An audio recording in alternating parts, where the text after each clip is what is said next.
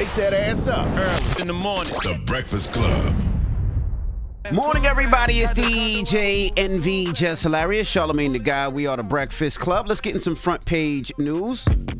So, quick sports. Congratulations to Steph Curry. He passed Allen Iverson for the 28th on the NBA's all-time scoring list. Two of my favorite basketball players ever in the history of life, Allen Iverson and Steph Curry. If I had to write a top 5, they would definitely be in the top 3. Absolutely. And salute to AI. I seen AI during the holidays when I was out in Virginia, so salute to him. He said he was going to come up here one day. But he's been saying that for 15 years. Yo, one day is hilarious. Yeah, 15 years he's been saying that. Salute So to Allen Iverson. salute to AI. I be thinking about AI because back in the day, somebody had to do an AI.com, right? Because, you see the beautiful island of Anguilla, they're AI, and they get $30 million a year, right? I wonder, nobody did that for Allen Iverson back in the day? There's no AI.com?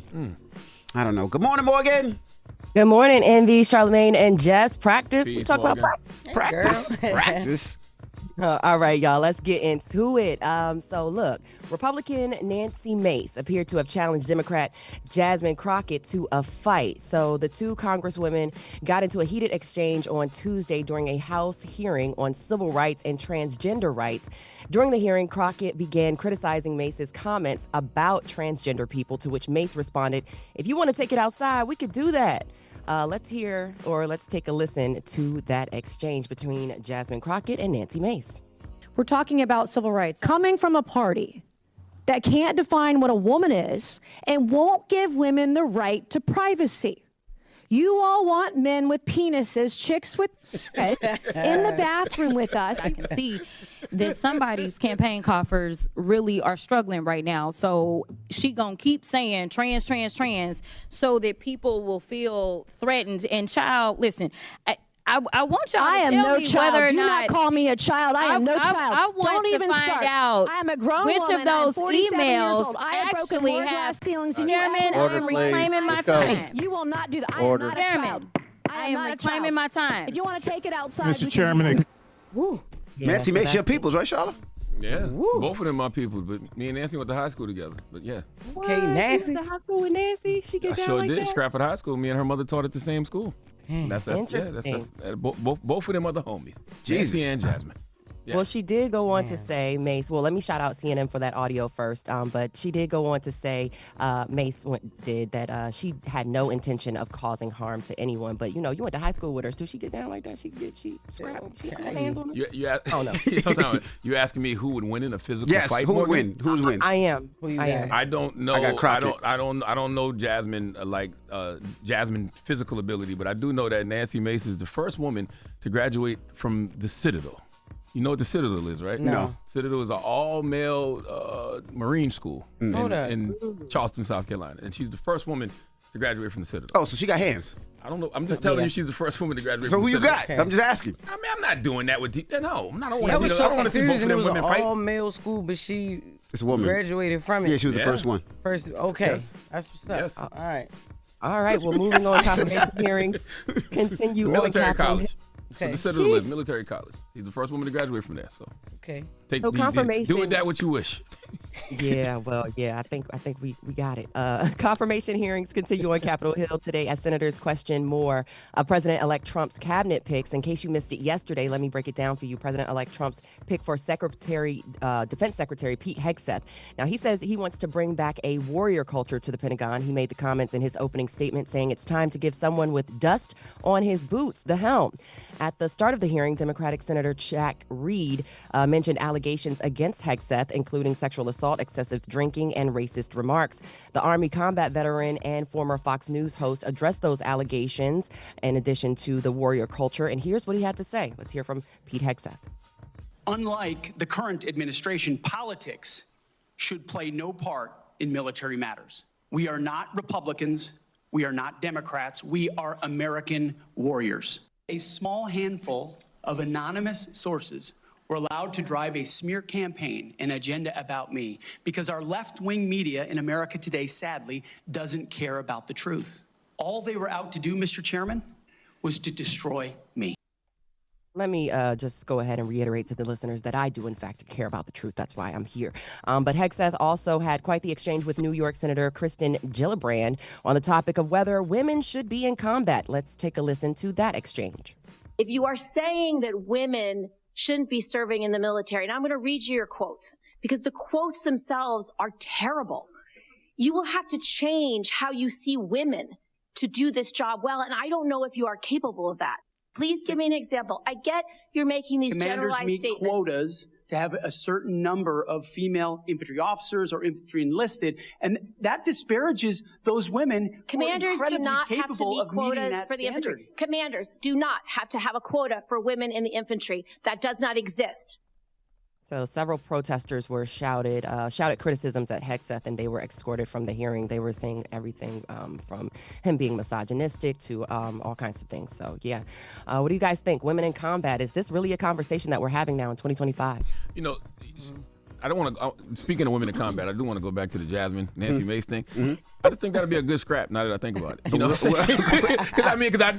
I think it'd be a good scrap. Jasmine is from Houston. You know, Nancy's from South Carolina. Yep. But Nancy's the first woman to graduate from the Citadel, which is a military school. Both women are in their 40s. All I'm saying is, I just think it would be a pretty good scrap. Both of them not scared. Both of them don't back down. And when you tell somebody, like, all right, you want to take it outside, that means you got to have some type You of got to knowledge. have, yeah, you got some Even if you hands. don't have no Hey, intention Hey of doing man, nothing. I'm just Nancy ain't running from nobody. That's what I'm saying. Mm-hmm. That's all I'm Definitely need to saying. be ready for the smoke if you're asking Right. for it. Do we? Should we let people in Congress just start the scrapping? Should it be like hockey? Should I mean, They were like 1 or 2 rounds. If they It's want 1 or 2 30 up, bing, seconds bing, with each bing. other, that's it. You know, get it off, and then, you know, come back in there and maybe be a little bit more coof with Their each hair other. be all messed up and everything. No, I don't know if they want that. Makeup would be all over the place. Because you wouldn't have to scream, you know, reclaim my time and all of that if you just let them get it off. right. Let them get it off There we real go. quick. And You then know? and then no racial slurs and no nothing to be put, you know, Nah, thrown put them in out the room. there. Put them in the room. Nobody else in the room. Let Just them let 'em scrap. boop, boop, Little boop, boop. sanctionary scrap. Yeah, I ain't mad That's all at it is, that. little sanction squabble. Remember when Kim Okay. Kardashian got in a fight? They be makeup all on the side of the Uh-huh. wall. And Courtney slapped that makeup off that Yeah, off the face. just Okay. like I that. don't think there's nothing wrong with a little coordinated squabble. But who you got though? Man, I'm not doing that with them two. I done told y'all to tailor the tape now. I done told y'all to tailor the tape. Jasmine from Houston, Nancy from South Carolina. I think the military man school. That's lady what I'm gonna saying. win. Nancy, Military man Nancy school the lady. first woman to graduate from the Yeah. Citadel. I think Jasmine needs to think about that information. Yeah. And then, you know. But we don't know what Jasmine got. Then She might that's what I mean. have grown up with all Clap back. brothers. But once you know She it, the that's one what I already mean. Clapbacks. Yeah, Jasmine will win in a roasting battle. She'll roast you. Yeah, She'll clap she back. got the clapbacks, Yeah, let's for do sure. that, yeah. But if she got the clapback, she got to fight. But Because you know, once you in know school, you somebody- got, like Jess, I'm sure you had clapback. You had to fight. Absolutely. All I'm A saying lot. is, once you know somebody's background, because sometimes you tend to sleep on a person. Like she might say to herself, "Oh, that white girl can't do nothing." You got to think about her background. That's all I'm saying. Jasmine, you know? Jasmine might be black belt and something that We don't know. know. That's what I think it could make for a good squabble. That's all. All I'm right. saying. Well, that's front page news. Sorry, That's all Morgan, I'm for saying. taking I'm on your so time. Sorry. No, Morgan it's brought it all up. Morgan said woman in combat. I just started to me think about it. That's all. All right. We'll see. Wake that ass up. Early in the morning. The Breakfast Club. Morning, everybody. It's DJ NV, Jess Hilarious, Charlamagne the Guy. We are the Breakfast Club. Let's get in some front page news. Good morning, Morgan. Good morning, Envy, Charlamagne, and Jess. So, as previously mentioned, confirmation hearings continue today on Capitol Hill as we watch how the government shapes up. Well, first up, Pam Bondi, Trump's pick for Attorney General and former Attorney General of Florida. Iowa U.S. Senator Chuck Grassley, chair of the Judiciary Committee, said he's looking forward to the hearing. Let's hear more from him. I'm very impressed with Bondi's track record as Attorney General of Florida. I look forward to learning more about her plans for the Justice Department. I'm leaning towards voting for her. Yeah, another Florida politician, Senator Marco Rubio, is up for Secretary of State. Senators will also question John Ratcliffe, a former Texas congressman that Trump wants to lead the CIA. South Dakota Governor Kristen Noem seeks to become Homeland Security Secretary. Former Congressman Sean Duffy is up for Secretary of Transportation, and fracking executive Chris Wright is up for Secretary of Energy. Switching gears, former special counsel Jack Smith says the evidence he compiled against Donald Trump would have led to a conviction of the now president-elect. Overnight, the Justice Department sent Congress the final report from Smith, who resigned last week ahead of Trump's inauguration. The report covers his investigation of Trump's efforts to overturn the 2020 election, including the buildup to the January 6th Capitol riot and the riot itself. Now, Smith also authored a second report about Trump's handling of classified documents. The report remains blocked by a federal judge for now, citing charges pending against the two men who would have been Trump's co-defendants. Smith noted that the report that only Trump's election win stopped his prosecution. So, we'll probably see the release of that report in a matter of... Ooh, I don't want to hear it. Where was all this energy 4 years ago? Why didn't Biden hire an AG that he knew was going to actually go after Donald Trump if there was something really there and prosecute Trump? I don't want to hear all of this, in hindsight conversation. Donald Trump is in the White House. It is what it is. Knock it off, guys like Jack Smith. I don't want to hear it. Boo. Oh, Charlamagne says it's too late, guys. It's all right. way too late. Where was this energy 4 years ago? I guess I don't hear it. All right. Well, let's hear this. Switching gears to what's happening in L.A. Los Angeles Mayor Karen Bass says there are resources to help victims of the wildfires to start recovering. FEMA recovery centers are now open in the area to provide assistance for those impacted by the fires. Karen Bass also spoke with victims of the wildfires. Let's hear more from L.A. Mayor Karen Bass on this. We want people to come here. This is a one-stop shop. There are multiple local, state, county, and federal agencies that are here, and hopefully people will be able to get the services that they need. I met with a family a couple of days ago, and when people are in the middle of grief, they're angry, the shock.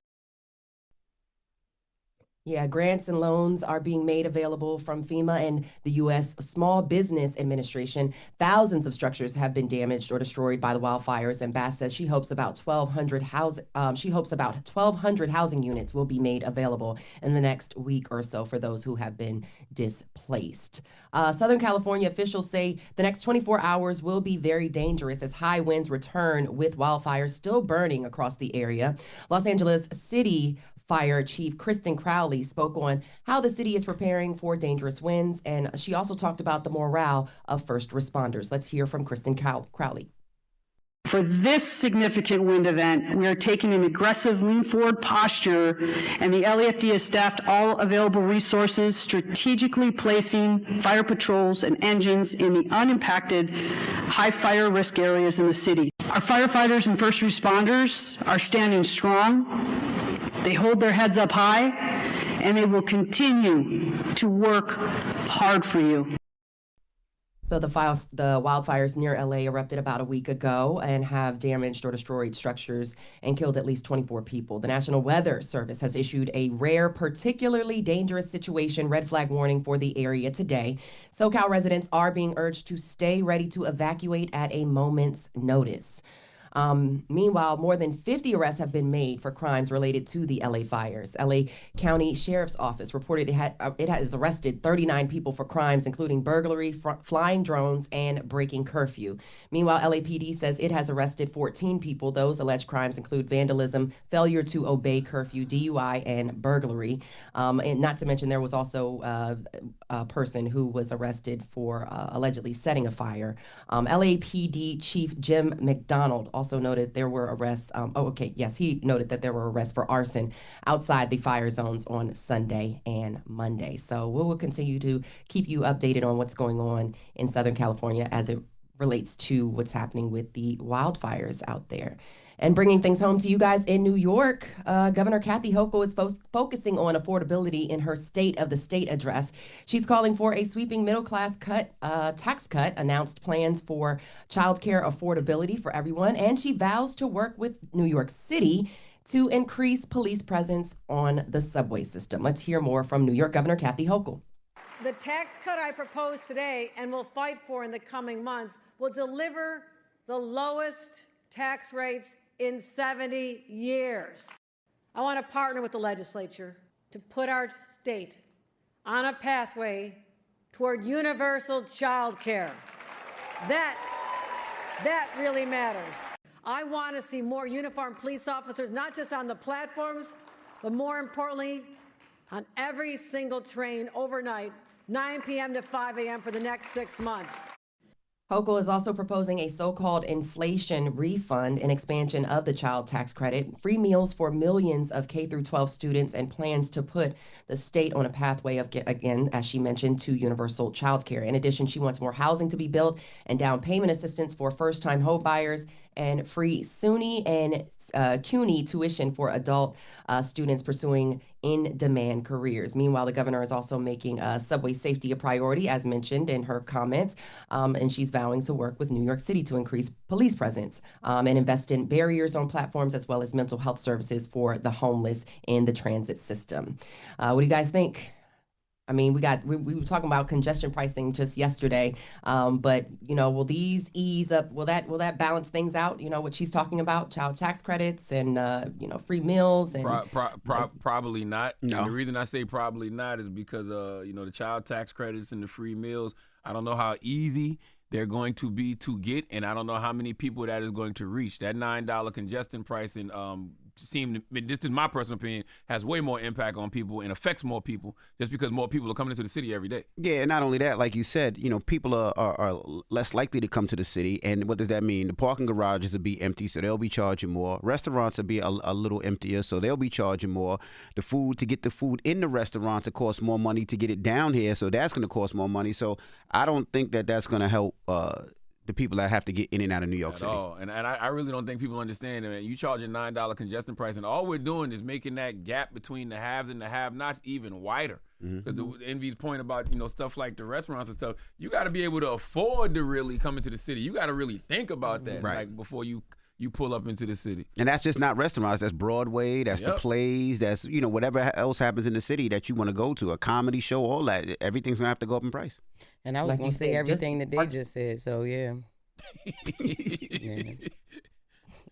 All right, y'all. That's your front page news. I'm Morgan Wood. Follow me on social at Morgan Media. That's MorgynMedia. And for more news coverage, follow at Black Information Network. Download the free iHeartRadio app and visit us at BINnews.com. Have a great day.